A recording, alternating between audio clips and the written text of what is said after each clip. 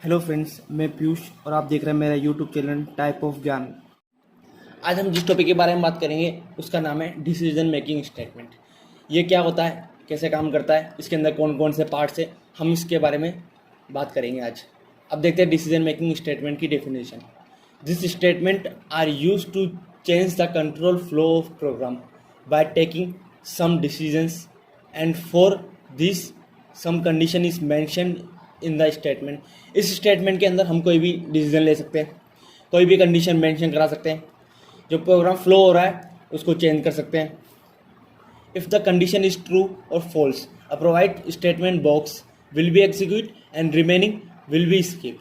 यदि कंडीशन के अंदर कोई भी ट्रू होती है, फॉल्स होती है, तो वह अपने उचित बॉक्स के अनुसार एग्जीक्यूट हो जाएगी और जो बाकी बचा हुआ रिमेनिंग पार्ट है वो स्किप हो जाएगा। अब आइए हम देखते हैं इसे डिसीजन मेकिंग स्टेटमेंट के पार्ट्स। 5 तरीके के डिसीजन मेकिंग स्टेटमेंट होते हैं जो सी लैंग्वेज के अंदर काम आते हैं। पहला होता है सिंपल इफ़, सेकंड होता है इफ एल्स स्टेटमेंट, फिर थर्ड आता है nested if else statement, fourth आता है इफ एल्स लैडर, फिफ्थ आता है स्विच स्टेटमेंट। आइए हम देखते हैं सिंपल इफ स्टेटमेंट। इसके अंदर हम देखेंगे कि सिंपल इफ स्टेटमेंट क्या होता है। When we need to execute a block of statement only when a given condition is true, then we use if statement। यदि कोई कंडीशन हमें ट्रू मिलती है और उसके लिए ब्लॉक का स्टेटमेंट एग्जीक्यूट कराना होता है तो हम इफ स्टेटमेंट का यूज़ करते हैं। अब हम देखेंगे कि सिंपल इफ स्टेटमेंट का फ्लो चार्ट। अब हम इसमें देखेंगे कि फ्लो चार्ट क्या होता है।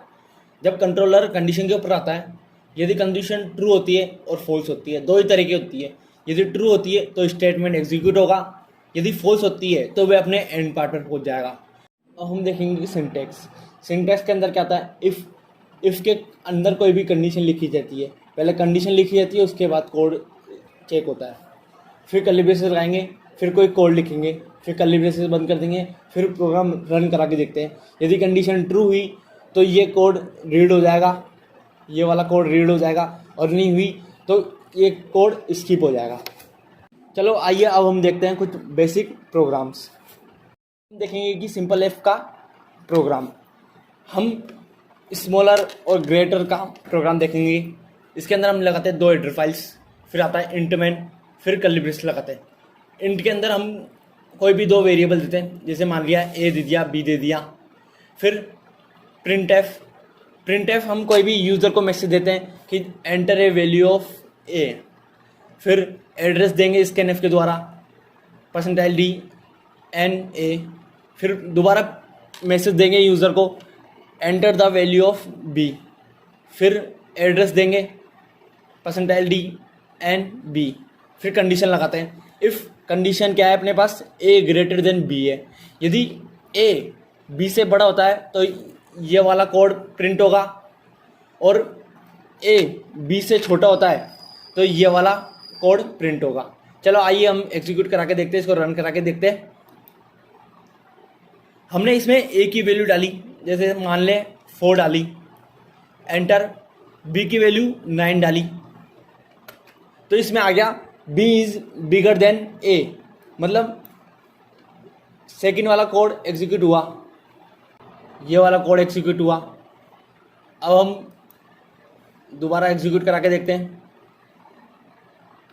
हमने a की वैल्यू डाली 6, एंटर। b की वैल्यू डाली 2, एंटर। अब a is bigger than b, यानी फर्स्ट वाला प्रोग्राम एग्जीक्यूट होगा, a is bigger than p। अब हम देखेंगे कि कोई भी इवन नंबर और ओड नंबर कैसे पहचानते हैं इफ़ स्टेटमेंट के अंदर। आइए चलो देखते हैं। अब हम इफ़ स्टेटमेंट के अंदर देखेंगे कि इवन नंबर कैसे फाइंड आउट करते हैं। इवन नंबर क्या होता है, जो 2 से कम्प्लीटली डिविजिबल हो, जिसका रिमाइंडर 0 आ रहा हो। अब हम देखेंगे कि इसके अंदर 2 हेडर फाइल्स लिखते हैं, फिर इंट मैन लिखते हैं, फिर कर्ली ब्रेसेस ओपन करते हैं।